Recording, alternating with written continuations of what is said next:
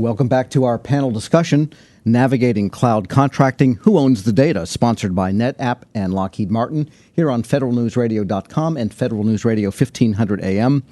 Our guests today are Maria Roat. She's Chief Technology Officer of the Transportation Department, and Duncan is CIO of the EPA. Alan Dare is District Manager for NetApp's U.S. Public Sector Cloud Team, Melvin Greer, a Senior Fellow and Chief Strategist at Lockheed Martin, and Todd Simpson, Chief Information Officer of the FDA. And Todd, I want to start with you. Just before the break, we were talking about unique and new forms of data acquisition, some of it automated. And so I just wanted to get an idea, to get a balance here. What are some of the techniques FDA is using for data collection as we move into this Internet of Things era and so on? It's a great question. I think one of the biggest challenges that we have at FDA is finding out about things in a manner that can actually help save lives and prevent drugs that may be out there from doing more damage. And unfortunately, it is sometimes a reactive process. We find out about things from social media sites because it is an emerging problem and an emerging solution at the same time. And I think that it really comes down to our ability to mine our data and to have quality data that we can run good trend analysis on, so that we can get ahead of the problems and move away from that reactive state into a more proactive state. And I think that's really where the essence of scientific computing at the FDA is moving toward. And I think it's in the systems that the scientists are using, and in the policies and standards that they're implementing, that the solution will be found. All right, so Alan, that strikes me then a theme here. There is increasing volume of data, there is increasing diversity of data, and there's increasing automation of data collection. So it strikes me that maybe the cloud is a wonderful first stopping point for all of that data, so that it can be somehow organized, assembled, one source for it, before the agency would then process it for whatever it needs to do. Is that what you're seeing? So we're seeing a lot of that in the industry. The great thing about the cloud is, on a cloud, you can have rapid expansion or contraction of the applications. So as we get into the Internet of Things, right, we're going to have significantly more sensors. If you could imagine today in your house, you have just, a few computers that are Wi-Fi enabled. Imagine when your coffee maker, your television, all of these things are enabled, and you have huge amounts of data streaming in. And when people get up in the morning or in their afternoon, they're gone from their house, that data volume can change dramatically. So a cloud has that unique ability to do dynamic expansion and contraction. So it's a perfect landing spot for all of this sensor data. All right, and the other issue that comes to mind, and I'll ask you, Melvin, about this one, is that data is often associated with people. Some of it might have privacy considerations. Some of it may have security considerations. So how does that get overlaid on this massive collection that we're seeing going for legitimate purposes and great applications, but nevertheless it does have that privacy and security issue associated with it? Absolutely. And so when we think about the most animated discussion one can have around data governance, it's certainly going to include this discussion around data sovereignty. And in this discussion around who owns the data, can't have it without understanding data sovereignty. The important thing to note, of course, is that the legal framework that identifies and defines what's private is changing and in a state of flux. And as a point of contrast, the legal system in the EU has just adopted a much stronger, more stringent privacy control set, especially as it relates to the use of citizen data for purposes other than which it was intended originally collected for. And so clearly, we are going to need to take a more concerned effort around understanding the privacy implications associated with the collection and then use of data. We very much are interested in ensuring that we adhere to all the current regulations, but going forward, one of the things that you'll see as a standard practice at Lockheed Martin, as an example, is that more and more people, like myself, are now becoming privacy certified professionals. And the IAPP has a certification process that allows our employees to become certified privacy professionals and understand the legal, regulatory, and ethical impact associated with the collection and utilization of this data.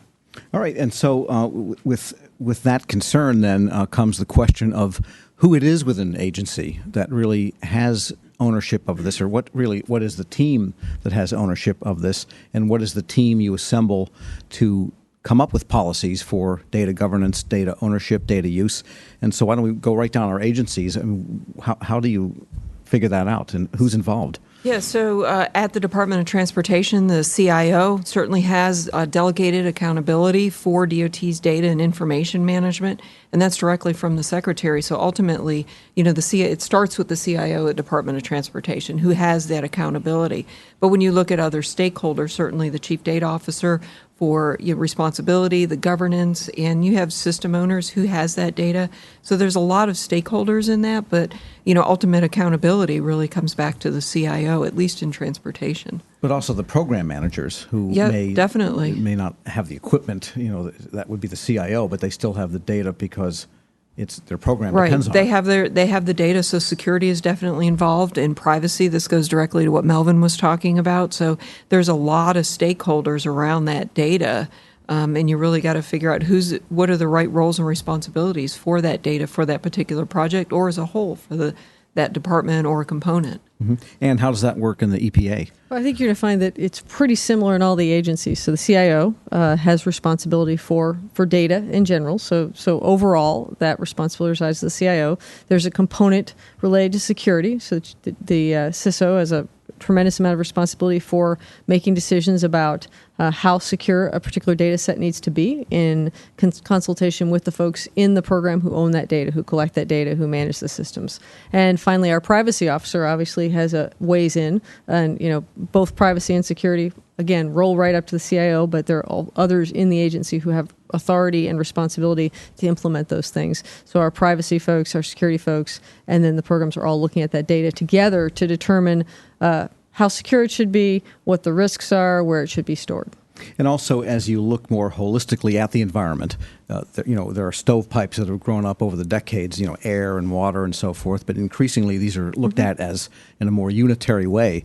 And so do you find that people are more willing to share that and maybe not hold on to it so tightly because of the need for a more holistic view from the scientific and mission standpoint, overlaid against the organizational construct that has pretty deep roots? Yeah, I think you're right that you know how government works and organizations work, and folks in those stovepipes feel like they own that data. It depending upon what organization you're dealing with, it's easier or harder to engage folks in understanding that data is meant to be shared. It needs to be used across the agency. It needs to be used by the public. It needs to be used by scientists in other organizations. One of the steps that we're taking to make our data more available across the agency is developing our analytics platform and tools, and it's also going to tie very tightly in with our program called E-Enterprise for the Environment, which is a program that is managed between the EPA and the states and the Environmental Council in the states, and it's really designed to change the way we work with the states, the tribes, and the regulated industry, and to reduce burden. And one of the things you'll see from that program over time is data coming together, more and more of it in one database or one data lake, as you might call it now, where we can draw on that data. And Todd, at the FDA, I mean, everything that's regulated kind of goes down the hatch. You eat it or you take it as a pill or maybe a spoonful of medicine. And so, same issue. I mean, the stovepipes versus the need to look at things holistically more and more? Absolutely. And I totally agree with what Ann and Maria have both said. I think that it is the CIO's ultimate responsibility to ensure that the data is accessible and that it's secure. And maybe there's some CISO ownership over that security, definitely is. But at its core, I think that the data is owned by the business units, the people that are using the data to make decisions, because they're the ones that are dependent on that data, and they're the ones that are using that data in their daily lives to do their jobs. So from an integrity issue, I think data ownership has to somewhere fall on the business owners. And I think going back to the overarching data governance model, I think that from what I've seen throughout my career, one of the biggest failures when agencies or organizations set out to implement data governance is that they try to put the data governance ownership at the wrong level in the organization instead of looking at the best place where it belongs at the data ownership at the business unit level. And I think that when you do that, you have to look at all those cultural attributes that come into play, like do we have these silos, not only in our systems, as you mentioned, but in the way we communicate across business units, because that will impact your data quality and your standards. If you have natural silos, you're never going to be able to agree on one name for a field. So you have to break down those cultural issues, and that all has to be considered when you're doing good data governance. So there's a little irony there. It might be good in some sense, in some level, to have strong ownership by a stovepipe or a mission, because that'll ensure great quality. But then if you can agree on the standards, then you can share it easily, and yet you still know that it's coming from a qualified source. Yeah, definitely. I would agree with that. All right. So, Alan, what are some of the best practices you're seeing across government and in industry that we might learn from with respect to this whole governance question and who the team is and the governance among the members? So just a point on, one of the things that we're seeing is a change in the job role of the CIO over time.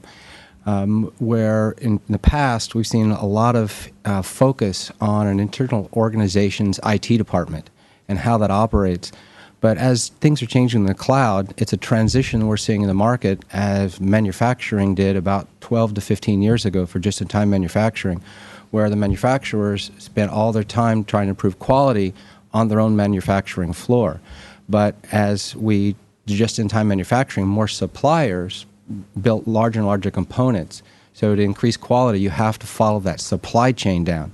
The same thing is now applying in IT as we're moving more of our data out from in-house into the cloud. The CIO's role has to look more at their supply chain, which is those cloud providers, and spend time with those cloud providers and understanding how are they going to protect my data, where it's at, and then back to Melvin's comment, is there any laws that are affecting sovereignty about that? So that's a significant change that's happening today that we've seen versus the past.